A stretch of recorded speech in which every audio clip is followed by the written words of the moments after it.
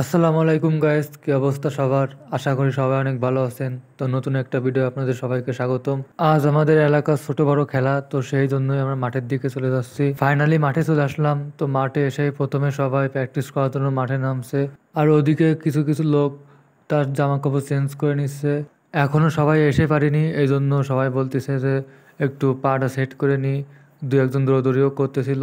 এইদিকে সাব্বিরের পালাম একটু পা দিয়ে ছটাছুটি করতেছে যে বলটা কেমন হাওয়া লাগবে কি লাগবে না, এটাই চেক করতেছিল। আবার এদিকে সাদ্দাম গোল কি দাঁড়াবে, এই জন্য সে একটু প্র্যাকটিস করে নিচ্ছে। হাজার চেষ্টা করার পরও সাদ্দামকে গোল দিতে পারতেছে না। তো আমি বললাম যে ভাই তুমি একটু গোলটা ইচ্ছে করে ছেড়ে দাও, তো সে ইচ্ছে করে গোলটা ছেড়ে দিছে।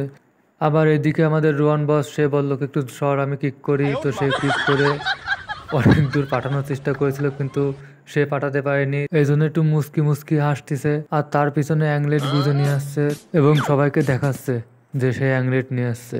তো এখনই সবাই মাঠে নামবে, কারণ অনেক দেরি হয়ে গিয়েছে সবার আসতে। তো ফাইনালি খেলা শুরু হয়ে গিয়েছে। এখন গোল হচ্ছে 0-0। দেখি কোন টিম আগে গোল দিতে পারে, ছোট না বড়, আর কোন টিম জিতে সেটাও আপনাদের সবাইকে জানিয়ে দেবো ভিডিওর শেষে।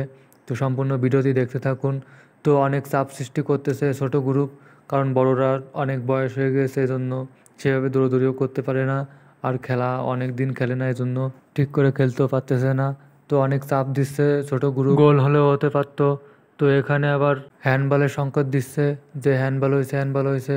তো এখন কোন দলের হ্যান্ডবল হয়েছে সেটাই দেখার পালা। ছোট গ্রুপের হ্যান্ডবল হয়েছে, এখন বড়রা কিক করবে।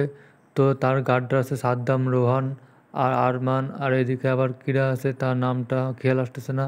তো কিক করার পর দুর্ভাগ্যবশত সে ঠেকাই দিছে পা দিয়ে। অনেকক্ষণ যাবৎ বৃষ্টি হচ্ছে, তো বৃষ্টিতে ভিজে ভিজে খেলতেছে সবাই। তো বড়রা বললো যে আর খেলা লাগবে না, কারণ 10 দিন অসুস্থ থাকার চেয়ে একদিন একটু কম খেলা অনেক ভালো।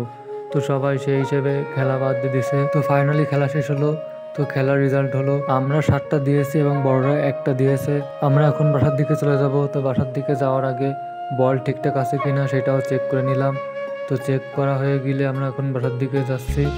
তো গাইস, ভিডিওটি এ পর্যন্ত থেকে রাখবো। ভিডিওটি কেমন হয়েছে সবাই কমেন্ট করে জানাবেন। দেখা হচ্ছে নেক্সট কোনো ভিডিওতে। সবাই ভালো থাকবেন। আসসালামু আলাইকুম।